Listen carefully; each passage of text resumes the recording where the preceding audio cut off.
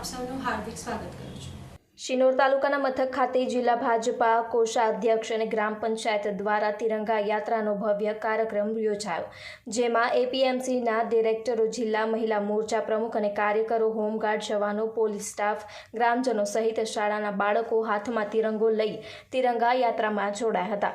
આ યાત્રાએ સમગ્ર ગામમાં દેશભક્તિમય માહોલ જોવા મળ્યો હતો।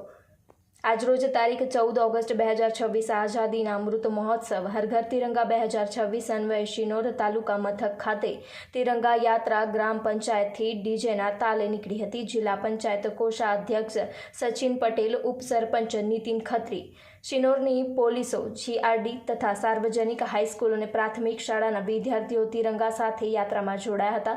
હાથમાં તિરંગા સાથે ડીજેના તાલે દેશભક્તિના ગીતો સાથે ભવ્ય તિરંગા યાત્રાએ શિનોરમાં દેશભક્તિનો અનેરો માહોલ ઊભો કર્યો હતો। તિરંગા યાત્રાની ઉજવણીનો મુખ્ય હેતુ રાજ્યના લોકોમાં રાષ્ટ્રધ્વજ અને દેશ માટે ગર્વની ભાવના જાગે તે આ કાર્યક્રમનો રહ્યો હતો। તિરંગા યાત્રા બસ સ્ટેન્ડ, ગ્રામ પંચાયતથી મેઇન બજાર, અધિભાગ, 4 ભાગ, નાની ભાગોળથી વાસ થઈ પરત શિનોર બસ સ્ટેન્ડ, ગ્રામ પંચાયત પર પરત ફરી હતી।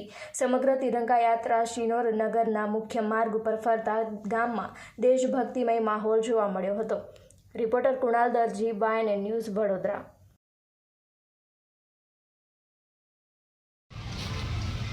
15મી ઓગસ્ટે સમગ્ર દેશ 80મો સ્વાતંત્ર્ય પર્વ ઉજવવાની તૈયારી કરી રહ્યું છે અને એના ભાગરૂપે હર ઘર તિરંગા યાત્રા સમગ્ર દેશમાં તારીખ 13 તારીખથી શરૂઆત થઈ છે।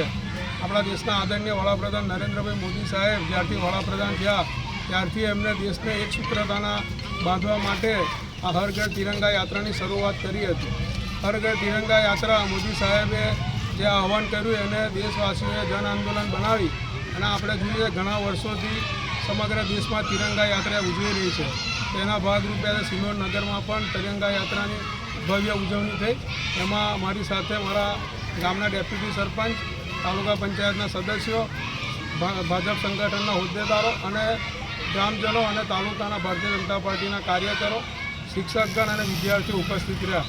આ તકે હું દેશવાસીઓને અપીલ કરવા માગું છું કે 2047માં આપણી આઝાદીને જ્યારે 100 વર્ષ પૂરા થવાના હોય અને નરેન્દ્ર મોદી સાહેબે વિકસિત ભારત બનાવવાનું જે આહવાન કર્યું હોય તો આપણે સૌ સહભાગી થઈ અને વિકસિત ભારત બનાવવામાં આપણે આપણો સિંહ ફાળો આપીએ। અભ્યર્થના, વંદે માતરમ, ભારત માતા કી જય।